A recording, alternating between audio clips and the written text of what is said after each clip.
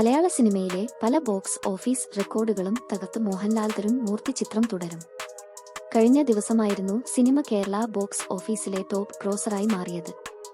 ഇപ്പോഴിതാ ടിക്കറ്റ് വിൽപ്പനയിൽ ചിത്രം റെക്കോർഡ് നേട്ടമാണ് സ്വന്തമാക്കിയിരിക്കുന്നതെന്നാണ് റിപ്പോർട്ട്. കഴിഞ്ഞ 17 ദിവസമായി തുടർച്ചയായി 100,000-ൽ അധികം ടിക്കറ്റുകളാണ് തുടരും ബുക്ക് മൈ ഷോയിലൂടെ വിറ്റഴിച്ചത്. കണക്കുകൾ പ്രകാരം 3.94 മില്യൺ ടിക്കറ്റുകളാണ് ചിത്രം മുഴുവനായി ഇതുവരെ വിറ്റുതീർത്തത്. റിലീസായി ആഴ്ചകൾ കഴിഞ്ഞും സിനിമയ്ക്ക് തിരക്ക് ഒഴിയുന്നില്ല. പല തിയേറ്ററുകളിലും ഇപ്പോഴും സിനിമയ്ക്കായി എക്സ്ട്രാ ഷോകൾ സംഘടിപ്പിക്കുന്നുണ്ട്. അതേസമയം ആഗോള ബോക്സ് ഓഫീസിൽ നിന്ന് തുടരും 200 കോടി കടന്നിരിക്കുകയാണ്. ചിത്രത്തിന്റെ നിർമ്മാതാക്കൾ തന്നെയാണ് ഈ വാർത്ത പുറത്തുവിട്ടത്. ഇതോടെ 2 മാസത്തിനിടെ 200 കോടി ക്ലബിൽ ഇടം പിടിക്കുന്ന രണ്ടാമത്തെ മോഹൻലാൽ ചിത്രമായി തുടരും. മാർച്ച് മാസത്തിൽ പുറത്തിറങ്ങിയ എമ്പുരാനും 200 കോടി ക്ലബിൽ ഇടം നേടിയിരുന്നു. തുടരുമിന്റെ തമിഴ് പതിപ്പും റിലീസ് ചെയ്തിട്ടുണ്ട്.